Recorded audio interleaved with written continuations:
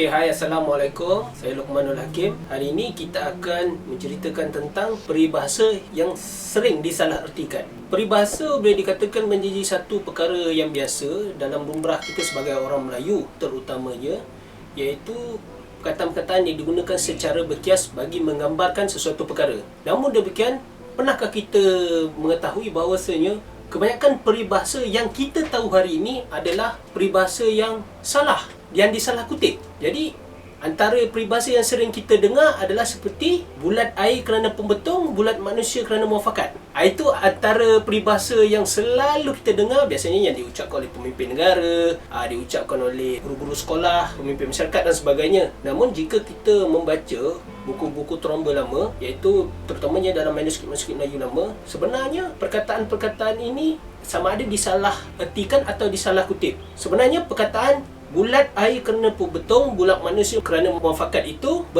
adalah berasal dari perkataan bulat air kerana gopong, lurus air kerana pembetung, bulat manusia kerana muafakat, lurus manusia kerana adat. Itu adalah perkataan yang sebenar-benarnya. Kerana kalau kita tengok betul-betul, pembetung adalah satu benda yang digunakan untuk mengalirkan air. Biasanya pembetung tu bersifat lurus. Dan kalau kita tengok betul-betul, adakah pembetung tu boleh membulatkan air? Tidak. Jika tuan-tuan lihat apa itu gopong, saya rasa zaman sekarang dah tak ada gopong. Cuma kalau kita boleh search dalam Google ataupun mana-mana, gopong adalah sejenis benda yang digunakan oleh orang zaman dulu, iaitu berbentuk tempurung kelapa yang bulat yang digunakan untuk isi air untuk menangkap ikan, seperti ikan sawah, ikan puyuh, ikan haruan dan sebagainya. Itulah gopong. Mana bila diisi air dalam tu, air itu bulat kerana gopong, kerana tempurung kelapa tu. Namun lurusnya air itu kerana pembetung. Begitu juga dengan manusia.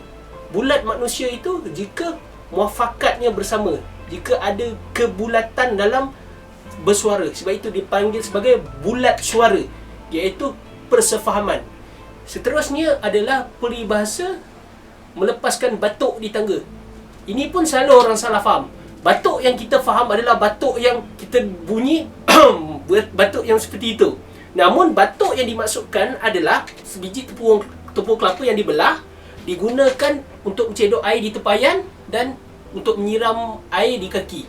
Itulah batuk. Maksud melepaskan batuk di tepi tangga ni maksud melakukan pekerjaan dengan sekerat jalan ataupun membiarkan pekerjaan secara terbiar saja. Iaitu ambil batuk itu, siram ke kaki dan lepaskan saja. Campakkan saja. Itulah maksudnya melepaskan batuk di tangga. Okey.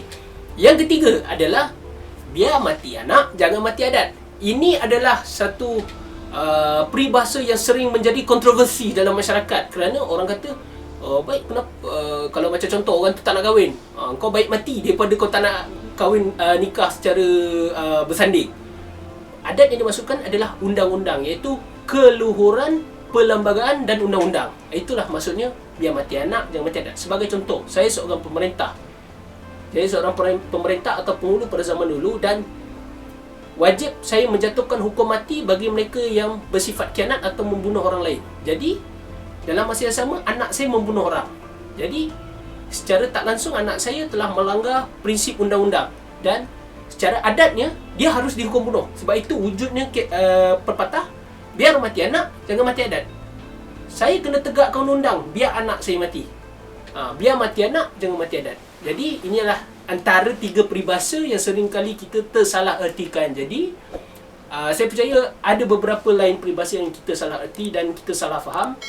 Dan ada tujuan kita untuk mengkaji dengan lebih dalam peribahasa kita sebagai menaikkan jati diri sebagai orang Melayu, dan kita teruskan mengkaji.